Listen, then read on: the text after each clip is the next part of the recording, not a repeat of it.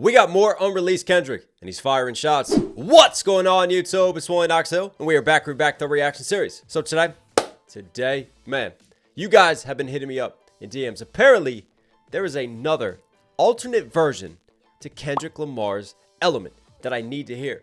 Because you guys are saying he is firing shots. He is going off. And this is a setup and leading into the Drake beef, the Drake situation, and everything that we've covered in the fallout since then in hip-hop. So I'm really interested to see what he's got to say and why this is not the version that was ultimately released. So this right here, right now, is none other than Element, the OG version. But before we get any further, listen, if you like the hat that I'm wearing, if you like the shirt that I'm wearing, knoxhillmusic.com, guys, it really does go a long way. Support the brand. Get it out there. Hats, shirts, hoodies, Knox Hill Music. I'll put all links down there so you can cop your gear. But anyways, know what we're here for. Kendrick, step back up to the plate. Let's see what you got. I don't give a fuck. I don't give a fuck. I don't give a fuck. I'm willing to die for this shit. I done cried for this shit. Might take a life for this shit. Put the Bible down and go out for a knife for this shit. DOT, my enemy, won't catch a vibe for this shit. Ayy, I've been stumped out in front of my mama. My daddy commissary made it to Thomas. Bitch, all my grandma's dead, so ain't nobody praying for me. I'm on your head. Ayy. 30 millions later, know the feds watching. Auntie on my telegram, like, be cautious. I be hanging out at Tams, I be on Stockton. Auntie on my telegram, like, be cautious. I just love, just kind of, again, it's sort of like the laid back approach to the flow, but just the way that he patterns it in between the percussive hits in the scheme, man. It's such a smooth flow and method of attack from Kendrick. Auntie on my telegram, like, be cautious. I be hanging out at Tams, I be on Stockton. I don't do it for the gram, I do it for Compton. I'm willing to die for the shit, nigga. I take your fucking life for the shit, nigga. We ain't going back to broke, family selling dope. That's why you many ass rap niggas better know. I wish a nigga would. I wish a nigga would. So that first verse was just like the one that he actually released. I was just listening to see what was different. So far, it's the same. But you know what? Let's break some of this down. There's some dope bars in this, man. My inner shit might take a life for this shit. Put the Bible down and go eye for an eye for this shit.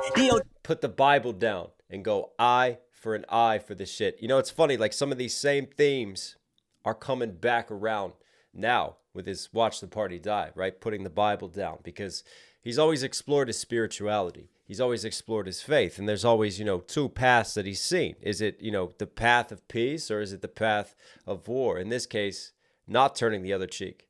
Much in the same way that he's sort of contemplating these themes and these ideals now and what he's going to do next coming out of the Drake beef and what his next album is going to be. Cry for this shit, might take a life for this shit. Put the Bible down and go out for a knife for this shit. DOT, my enemy, won't catch a vibe for this shit. I also like that line, DOT, my enemy, right? Who's his enemy?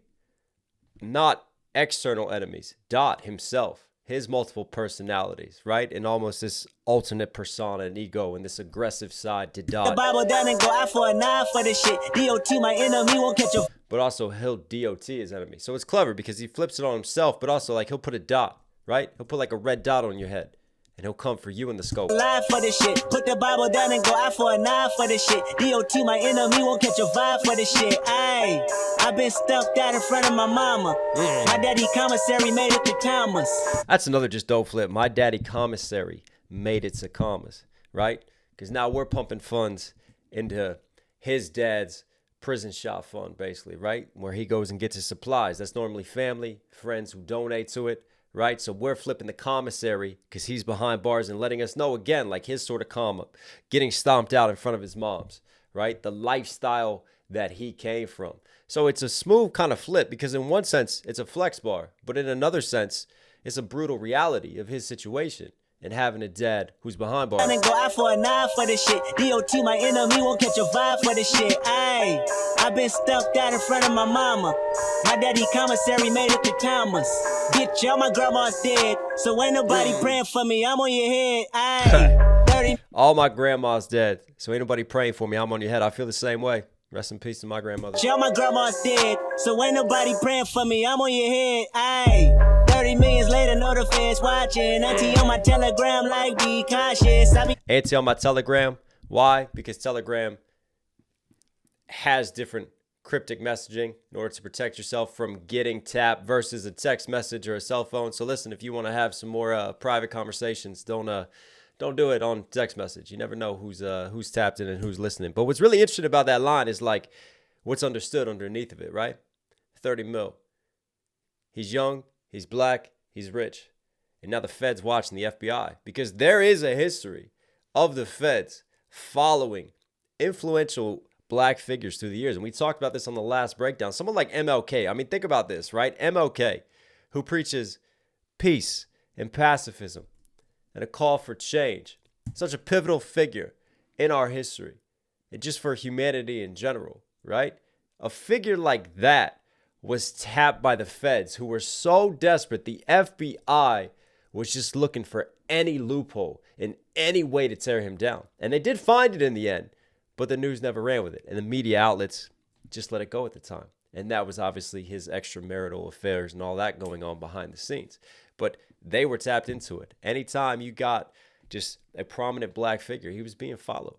He was being tapped into. So that's how Kendrick kind of takes that line, knows his history, knows the connections to the culture, and then just uses it in a simple way. This is one of my favorite things with Kendrick, right? Because he just gives you like these surface level lines. And sure, you can just digest them on the surface level and you can let it sit. Or you can step back from it, play it a few times and think about it deeper and just think about what else is there to what he's doing. I'm willing to die for this shit. I done cried for this shit. Might take a life for this shit. Put the Bible down and go out for a knife for this shit. DOT, my enemy, won't catch a vibe for this shit. Ayy, I've been stuffed out in front of my mama. My daddy commissary made it to Thomas. Bitch, y'all my girl. It almost sounds like a siren, but I think that's actually a vocal noise. Like just sliding to one side of the mix and then coming back around all the way to the other side there. So ain't nobody praying for me, I'm on your head, ayy. 30 millions later, know the feds watching. Auntie on my telegram like be cautious. I be hanging out at Thames, I be on Stockton. I don't do it for the gram, I do it for Compton. That's a bar right there. I'll do it for the gram, I do it for Compton. This isn't about social media and getting Instagram famous. You know who I represent. I be on Stockton. I don't do it for the gram, I do it for Compton. I'm willing to die for the shit, nigga. I take your fucking life for the shit, nigga. We ain't going back to broke, family selling dope. That's why you many ass rap niggas better know. I wish a nigga would. I wish a nigga would. I wish a nigga would. I wish a nigga would. I wish a nigga would. I wish a nigga would. I wish a bitch would. I wish a bitch would. I wish a bitch would. I wish a nigga would. I wish a nigga would. I wish a nigga would. I'm allergic to a bitch nigga, ayy. An imaginary rich nigga, ayy. 7 figures, no, that's slimmer than my bitch figure, ayy. Going digital and physical and all y'all, ayy. Fuck some feminists, I put you on that roll call. French, my talent speaking on me in interviews. Very cynical, dry hating something I don't approve. J Electronica through silences on my Grammy night. Another dead prophet, hoping the God to give him life. Big Sean keep sneak dissing, I let it slide. I think it's false confidence got him inspired. I can't make them respect you, baby, it's not my job. You're finally famous for who you date, not how you rhyme. Cute ass raps, get your puberty up. Then make you a classic album before you come at us. Drake and McMill beef might got you gassed up. But I'm a whole nother beast, I really fuck you up. I wish a nigga would. I wish a nigga would. I wish a nigga would. Wow. Now that is a very different second verse. That's what I was waiting for.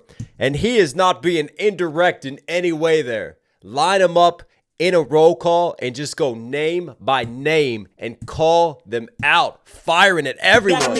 It sounds like that monster freestyle to it, that control verse type of energy. Big Sean keep sneak this. Come on, let's break this down. Rich nigga, ay, 7.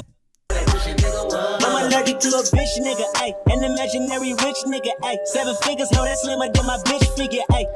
7 figures, no, that's slimmer than my bitch figure, right? You think about like a perfect figure, like the shape of an 8, right? Hourglass. So 7 less than 8 versus you're only on 7 figures. That's cute. An imaginary rich nigga, ay. 7 figures, no, that's slimmer than my bitch figure, ay. Going digital and physical and all y'all, ay. Fuck some feminists, I put you on that roll call. French, my town. Right. Going digital and physical. Listen, you can still buy the CDs. I'm still selling CDs to this day. That never stops, man. Always respect the craft, respect the old school. Put it back on vinyl too. Bring it back. But you can hear how like this cuts through because this is similar lyrics to his second verse that release. And then you notice the vocal quality changes. And I think whoever dropped this is cut in now the leaked or put away that wasn't released version of this. Hey, fuck some feminists, I put you on that roll call. French, my talent speaking on me in interviews. Very cynical, dry hating something I don't approve. French Montana speaking on me on interviews, very cynical, dry hating on something I didn't approve. Now, he's referring to the French Montana Breakfast Club interview. Gotta be, right? And French Montana at the time, you know, really felt like it was jealousy. It really felt like jealousy. Like, why is Kendrick getting all this attention, right? Why am I not getting more attention? And then he spun this narrative and got this idea in his head that, you know, it's the industry. The industry wants to push Kendrick Lamar on us. And as French Montana was framing it, his conscious form of rap, right? They're not promoting the street music that French Montana represents, right? And he was basically like trying to stun Kendrick. He was talking down in a way. Like he was trying to be sly. He was trying to be slick. He's trying to like big himself up as he's this street dude. And this is who he represents and who listens to him. And the streets don't bump Kendrick Lamar, right? You see the way he's trying to frame that narrative and craft it. So obviously this has hit Kendrick's radar, and Kendrick just gets direct and calls it out. And what's interesting to me too is, you know, you think about what Kendrick just released, and you think about the Drake beef, and you think about through the years how critical Kendrick has been of figures like Lucy, the head of UMG, how critical Kendrick has been of the music industry. Isn't it ironic that in this situation you have someone now trying to flip and bend a narrative that Kendrick is just an industry pawn in this sense, and the industry is working hard to lift him up? Hey, going digital and physical and all y'all. Hey, fuck some criminals, I put you on that roll call. French Montana speaking on me in interviews, very cynical, dry hating something I don't approve. J Electronica through silences on my Grammy night. Another dead prophet, hoping the God to give him life. I mean, the Jay Electronica situation, when, you know, listen, Jay was talking his shit, but he was definitely saying like, hey, I rap better than Kendrick Lamar, right? Again, it just felt like maybe a little jealousy creeped into that situation. Obviously, that hit Kendrick's radar too. Firing back. Through silences on my Grammy night. Another dead prophet, hoping the God to give him life. Big Sean keep sneaking. Another dead prophet, hoping God would give him life. Wow, one singular line. That's all that you need. That's vicious. That's layered, man. That gets under his skin. You know that's getting to Jay on that one. On my Grammy night. Another dead prophet, hoping the God to give him life. Big Sean keep sneak this and I let it slide. I think it's false confidence got him inspired. I can't make them respect you, baby. It's not my job. You're finally famous for who you date, not how you rhyme, boy. You're finally famous, Big Sean, right? His album Finally Famous. So he takes that, cleverly flips that album into a double, but then also trolling Sean for dating people who are more famous than him. Example, Ariana Grande. I can't make them and I really think like this fallout between Big Sean and Kendrick happened with the Kendrick Control verse, right? Because that was on Big Sean's track. But if I'm Sean, I mean, to me, it's wild because it's almost like, thank you. Thank you for just bringing extra attention to that verse and that situation. But this narrative has been going on for a while, and it's even happened recently when we broke down Sean's freestyle and what Sean's dropping. And there's been a lot of people that have been speculating through the years. And it feels like, I wonder if this will bubble up at some point in time, right? I know they try to dispel it in different ways. People have commented on this, but it feels a little bit like the Drake and Kendrick situation, where there's just like little things that are constantly being thrown at each other, like little subtleties, little shots, little this, little that. And you could just tell, and you start to connect the dots. It feels like there's that animosity there. There's that beef. And it really feels like Sean's felt a type of way about Kendrick, but this is Kendrick. This is not subtle right here. This is direct Kendrick. But again, he didn't release this. See what I mean? So he didn't come out and drop this version of it, right? Maybe he felt like it was giving them more attention than they needed at the time. Sneak this and I let it slide. But I would be interested to see if this continues to kind of spin out, because yeah, this conversation and this narrative has been coming back around recently with Big Sean and his new drops, and obviously the Kendrick Lamar and Drake beef, and this animosity between Kendrick and Big Sean, and speculation yet again. So we'll see if that builds to anything in the future. I think it's false confidence got him inspired. I can't make them respect you, baby. It's not my job. You're finally famous for who you date, not how you rhyme, boy. Cute ass raps, get your puberty up and make you. I mean, that right there, cute ass raps, get your puberty up, boy. Oh, he even does the Big Sean ad-lib, boy. Literally calling him boy, like he's got to get his puberty up and talk like a man and rap like a man. What are you doing with your cadence and your tone? But then also just flipping his ad-lib. Oh, that's vicious. Famous for who you date. Kendrick in battle mode. How you rhyme, boy. Cute ass raps, get your puberty up. Then make you a classic album before you come at us. Drake and Mill beef might got you gassed up. But I'm a whole nother beast, I really fuck you up. Drake and Meek Mill beef really got you gassed up. Yeah, I mean, to this day, right, I still don't understand why Meek didn't respond at the time to Drake and just let himself get back-to-back by Drake. And we did a breakdown of back-to-back. And Kendrick right here is just laying the smoke. Kendrick Nostradamus. I mean, you see back then the hatred that Kendrick had and still has for Drake. And how Kendrick's like, this is a threat. I mean, this is not subliminal, like you said. This is a roll call, and he's lining them up. Drake, you might be riding on a high right now. You might think you know how to handle beefs. Wait till you get to me. And he predicted this because Drake, going into this Kendrick beef, definitely had that hubris, right? Definitely was still on that high. Yeah, I beat Meek. I'm still on top. And then he faces Kendrick. Finds out Kendrick is a very different animal because Kendrick did not get back-to-back by Drake. In fact, Kendrick referenced back-to-back and then went back-to-back-to-back on Drake. Watch out, you're finally famous for who you date, not how you rhyme, boy. Cute-ass raps, get your puberty up. Then make you a classic album before you come at us. Drake and Meek Mill beef might got you gassed up, but I'm a whole nother beast. And even that, make a classic album before you come at us. That was for Big Sean. Big Sean, go make a classic. But also, it leads into the Drake. Before you come at us, Drake and Meek Mill beef might got you gassed up, but I'm a whole nother beast. I really fuck you up. I wish a nigga would. I wish a nigga would. I wish a nigga would. I wish a nigga would. I wish a nigga would. I wish a nigga would. And even this just feels like light work from Kendrick. This doesn't even feel like him really like deep diving into it, like we know that he can. Like, and this hook just tells it all, sets it up. I wish you would. Like, give me a reason. Give me an excuse to go into diss mode. It all has new meanings now listening to this version. Wow.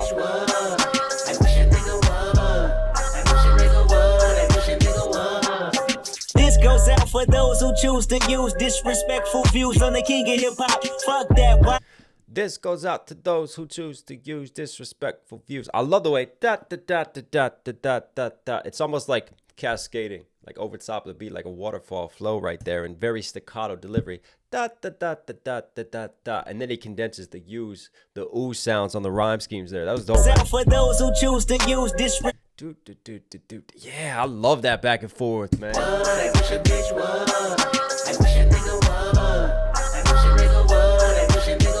Ready? This goes out for those who choose to use disrespectful views on the king of hip hop. Fuck that, why try? Throw bleach in your eye. Now you're brailing it. Fuck that light shit, I'm scaling it. Niggas thought they wouldn't go see me, huh? Niggas thought K. Yo, no, I'm not gonna let this go further. That's Biggie. That's Biggie. Throwing bleach in the eye and then the light work. Hang on, I gotta go look up these Biggie lyrics because this is that's Biggie. He's calling back to Biggie right there, but he's taking. I don't know if it's exact bar for bar. I think he's flipping some of what Biggie said, right?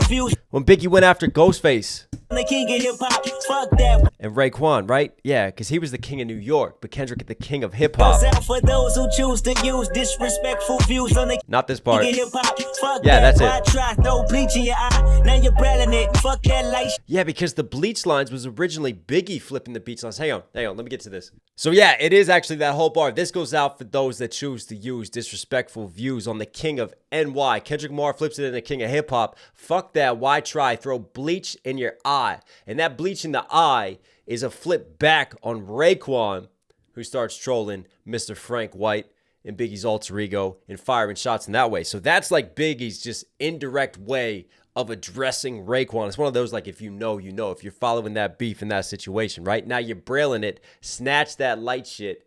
I'm scaling it. Right? Because you get bleach in the eye, obviously you can't see, so now you got to use braille, snatch that light shit. But then I think Kendrick, hang on, flips the light shit. Let's go back to Kendrick now. Fuck that, why try? Throw bleach in your eye. Now you're brailing it. Fuck that light shit, I'm scaling it. Niggas. Yeah, he's not snatching that light shit. In this case, Kendrick is saying, F it. I'm scaling it. Right? You want to try to come with that light work on me, that light shit? No, I'm scaling this down. I try, throw bleach in your eye. Now you're brailing it. Fuck that light shit, I'm scaling it. Niggas thought they wouldn't go see me, huh? Niggas thought carried that real life at the same life they see on TV, huh? Niggas think they can flex on me and still live in LA for free, huh? Next time you hit the 10 freeway, we need receipt, huh? Cause most of y'all ain't real. Hang on, that was a flip again. We've heard M do that. That's taking that juvenile, huh? Right? Just that little juvenile flow that Kendrick is punching in there. Niggas thought carried that real life at the same life they see on TV, huh? Niggas think they can flex on me and still live in LA for free, huh? Next time. Thought they could flex on me and still live in LA for free. That's a callback to Drizzy. That's more Drake disses right there, right? Because Drake having a house in LA and Kendrick saying, For the same life they see on TV, huh? Niggas think they can flex on me and still live in LA for free, huh? Next time you hit the 10 freeway, we need receipt, huh? Cause most of y'all ain't real. Most of y'all go squill. Most of y'all just envy, but jealousy get you killed. Most of y'all throw rocks and try to hide your hand. That passive aggressive shit only works for your fans because it's all in your eyes. Most of y'all tell lies. Most of y'all on top, but none of y'all top 5. Most of y'all know I tried to lift a black artist, but it's a difference between black artists and whack artists. You're my sons. Go to your room. Go to your room. I wish a nigga would. I wish a nigga would. I wish a nigga would. son, get the belt. Go to your room. I wish a nigga would. Kendrick Lamar is spanking him. And then, oh man, there's some more flips right there, right? You're not real. Most of y'all go squill. Most of y'all just envy, but jealousy get you killed. I love this. Like, he's calling out the passive aggressiveness that he sees, right? Listen, you got an issue with me? Let's just air it out. Let's be direct, because I'm being direct with you right here. Most of y'all ain't real. Most of y'all go squill. Most of y'all gonna squill. Most of y'all gonna snitch anyways. You look like bitches. Most of y'all just envy, but jealousy get you killed. Most of y'all throw rocks and try to hide your hand. That passive aggressive shit only works for your fans because it's all in your eyes. Most of y'all tell lies. Most of y'all don't. I mean, see, that's the thing, right? Narrative manipulation. And I see it so much on social media nowadays. And like artists just like puppeteering their fan bases, right? And focusing on certain narratives in certain ways. And they know how to move their audience and how to manipulate and to focus on the wrong things and the straw man arguments. In the case of like French Montana and sort of that narrative manipulation and straw manning, like the industry helping Kendrick and just distracting from the truth and throwing people in a different direction and envy, but jealousy get you killed. Most of y'all obviously Drake and all of his throwing rocks, holding his hands up, all the years of taking subliminals at Kendrick and indirect rocks and try to hide your hand. That passive aggressive shit only works for your fans because it's all in your eyes. And then to me, it all comes back around because that first verse, when he doesn't do it for the gram, he does it for Compton. He talks about the spots that he hit up, right? Tams and everything like that, like where he's been. He's represented, look, I'm West Coast. And then this line sets it up later in the third verse when he talks about, I need receipts when you're on the freeway in LA, right? Because you think that you can just come to LA and claim the West Coast? I'm going to put red flags up on that. That's definitely layered from the first verse, leading into the second verse, firing shots at Drake, and then calling it out later within the third. That's dope. Hide your hand. That passive aggressive shit only works for your fans because it's all in your eyes. Most of y'all tell lies. Most of y'all on top, but none of y'all top 5. Most of y'all know I try. Most of y'all on top, but none of y'all top 5. That definitely feels like a Drake type of diss right there, right?